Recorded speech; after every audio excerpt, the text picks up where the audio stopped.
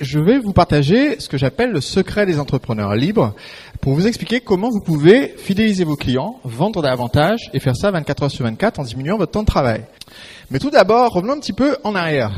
Revenons en 2006. Ce que vous voyez là, ce sont les superbes bureaux de Unilog, l'une des plus grandes sociétés de consulting en informatique en France, où j'avais le plaisir d'être embauché en 2006. C'était mon job de rêve. Ça faisait 9 ans que j'étudiais et je travaillais dans le but d'avoir exactement ce poste-là, à ce salaire-là, dans cette boîte-là. Et donc, mon plus grand succès dans la vie jusque-là, c'était d'avoir obtenu pile poil le poste au salaire que je voulais, dans la boîte que je voulais. Petit problème, tous les matins, j'avais une difficulté qui faisait que j'étais obligé de chercher à un moment donné sur Google comment faire pour me réveiller quand mon réveil allait sonner. Pourquoi ? Parce que tous les matins, quand mon réveil sonnait, je partais vraiment à reculons avec la sensation que quelque chose n'allait pas dans ma journée, que je partais avant que le soleil se lève, je courais derrière un tramway qu'en général je ratais pour pouvoir me retrouver à faire ce job qui était à la base mon job de rêve, mais qui s'était en fait transformé en une sorte de prison dorée. Tout le monde dans ma famille, parmi mes amis, trouvait que c'était génial et j'étais le seul à trouver que c'était affreux. Et c'est trouvé en fait que un jour, je me suis retrouvé à ce fameux arrêt de tram de l'école centrale de Nantes. Et là, je venais de courir pour essayer d'attraper ce tramway que j'ai raté, comme tous les matins. Et là, je me suis rendu compte qu'il y avait vraiment un problème. Parce que je me levais tous les matins pour aller travailler pour quelqu'un d'autre, sur les horaires fixés par quelqu'un d'autre, sur des projets choisis par quelqu'un d'autre. Alors, c'est pas que c'était pas des projets intéressants. Je travaillais pour... alors, j'ai un contrat de confidentialité qui fait que je peux pas vous dire le nom du client, mais... une grande société ferroviaire française, leader du secteur en France. Et donc, je travaillais sur les fameuses bornes jaunes sur lesquelles vous venez récupérer votre billet.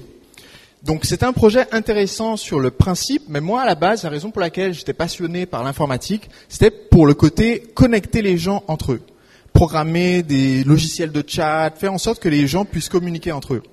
La borne, je ne sais pas si vous avez déjà essayé de communiquer avec elle, mais en général, quand vous êtes en communication avec la fameuse borne jaune, c'est pas une communication très positive.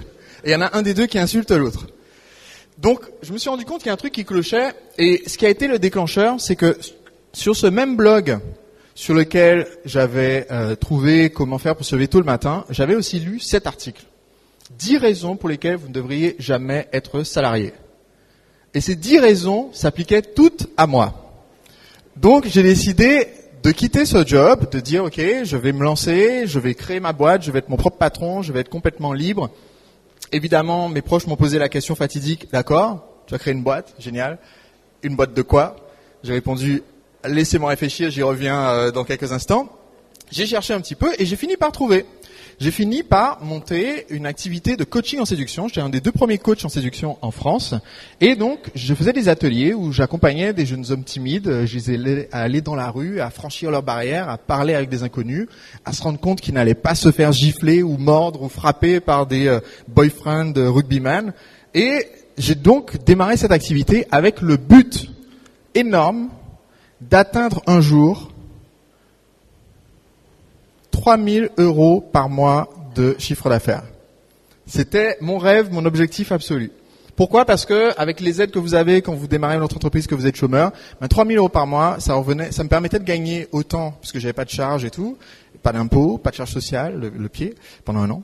Ça me permettait de gagner autant que dans mon job de démarrage en tant qu'ingénieur chez Unilog. Mais en fait, ce qui s'est produit, c'est que au bout d'un moment, j'ai développé l'activité. J'ai fait mon premier lancement orchestré pour un coaching qui s'appelait le Projet Night. Je me suis retrouvé, au lieu d'avoir un participant dans l'atelier, comme sur la photo précédente, avoir entre 70 et 100 personnes par atelier. J'ai généré, sur le premier lancement, 16 000 € en un jour, ce qui faisait 2 fois plus que ce que j'avais fait sur toute l'année 2007 quand je me suis lancé. 25 000 € en 1 semaine. Et du coup, la première bonne idée que j'ai eue instantanément en générant tout ce chiffre d'affaires, la première fois que j'ai fait ma séquence sur Internet, c'est que j'ai un ami qui m'a dit, écoute Sébastien, faut que tu fasses un truc de dingue dont tout le monde se souviendra, genre louer la Tour Eiffel. Je lui ai dit, écoute, on peut pas louer la Tour Eiffel. Il m'a dit, t'as posé la question ? Alors j'ai posé la question et il se trouve que oui, on peut louer la Tour Eiffel. Et donc je l'ai fait. J'ai loué la Tour Eiffel pour faire mon atelier. Très très bonne idée en termes de relations presse. Mais ne le faites jamais. Très très mauvaise. La pire salle de séminaire que j'ai jamais faite en 10 ans. Mais par contre, je peux dire que j'ai joué à la Tour Eiffel et ça m'a permis en fait de décrocher mes premiers reportages sur d'abord Cap 24 et ensuite TF1, M6, France 2, TV7, plein d'autres chaînes, plein de stations de radio, d'être interviewé plusieurs fois aussi pour des journaux, des magazines, etc. Et tout ça, ça a lancé une aventure qui m'a permis de rencontrer cette charmante jeune femme. Et quand je l'ai rencontrée, elle m'a dit, écoute Sébastien, moi j'ai un rêve, c'est de danser. Et plus spécifiquement, j'aimerais danser et voyager en même temps. Je lui ai dit, ok, tu aimerais aller où? Et elle m'a dit, j'aimerais aller là. Je lui ai dit, ok, je t'emmène. J'ai une activité, je vends sur Internet, il n'y a pas de souci, je commence à gagner bien ma vie, je peux t'emmener. Et donc, elle m'a répondu ceci. Et pourquoi est-ce qu'elle m'a répondu non? Elle m'a dit, écoute Sébastien, ça a l'air génial ton idée d'y aller, mais ta vie c'est ça. Tu travailles 60 heures par semaine, jusqu'à 100 heures par semaine, derrière ton ordinateur portable, tu fais que ça. Alors certes, tu génères des ventes sur Internet, mais c'est pire que si tu avais un job de bureau, parce que moi un job de bureau, tu ramènes pas de devoirs à la maison. Là, toute ta vie, c'est derrière ton ordi, du matin au soir. Comment est-ce que je vais faire pour pouvoir réaliser ça? Et j'ai fini par mettre ça en place. Ce que j'ai fait, c'est que tout d'abord, je me suis rendu compte que parmi toutes les activités que je faisais, il y avait un certain nombre d'activités qui ne faisaient pas avancer Schmilblick. Je n'avais pas de chiffre d'affaires, me faisais pas toucher des nouveaux clients, me servaient simplement à avoir la sensation que j'étais occupé.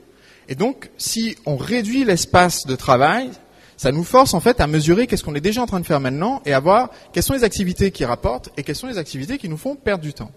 J'ai fait ce filtre, je me suis retrouvé à travailler les fameuses 6 heures par semaine. J'ai automatisé les ventes de façon à ne plus avoir besoin d'être derrière mon ordinateur tout le temps. Et ça nous a permis de partir faire ce voyage autour du monde. Donc pendant ce voyage, on est parti, on a dansé dans 204 endroits autour du monde, fait une vidéo que certains d'entre vous ont peut-être vue sur Internet quand on était en Inde, d'emmener ma femme dans un des endroits les plus romantiques du monde, le Taj Lake Palace, qui est un palais de marbre au milieu du lac d'Udaipur, un palais de Maharaja où il y a un gars qui passe sa journée à jouer de la flûte sur le toit. Et c'est là que je l'ai demandé en mariage. Et elle a dit oui. Et donc c'est ce qui a rendu cela possible. Je pense que s'il y a une des choses, à part le fait d'avoir réellement fini par poser la question et lui passer la bague au doigt, s'il y a une des choses les plus importantes que j'ai gardées de ce voyage, c'est le fait d'avoir pu changer concrètement ma vie d'entrepreneur et arrêter d'être sur mon ordinateur toute la journée.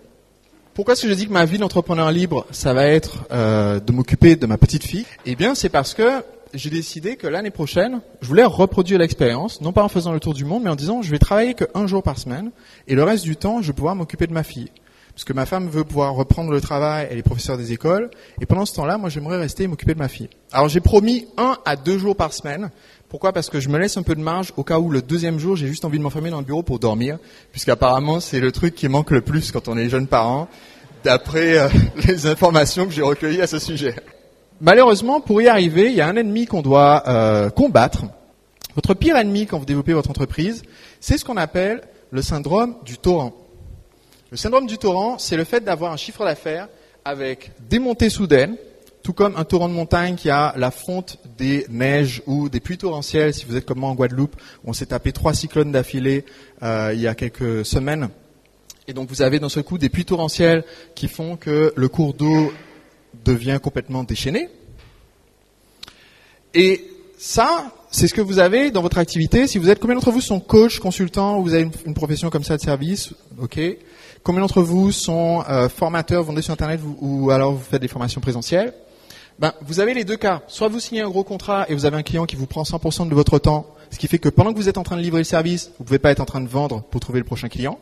Donc vous avez ce qu'on appelle en anglais une negative feedback loop, une boucle de rétroaction négative. Ça veut dire que quand ça marche, ça ne marche plus.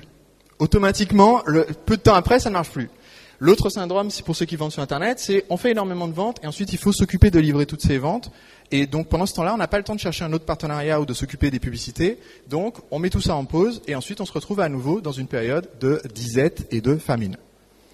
Ça, c'est un problème que je rencontrais avant de partir dans ce voyage autour du monde et c'est pour ça que je travaillais 24 heures sur 24.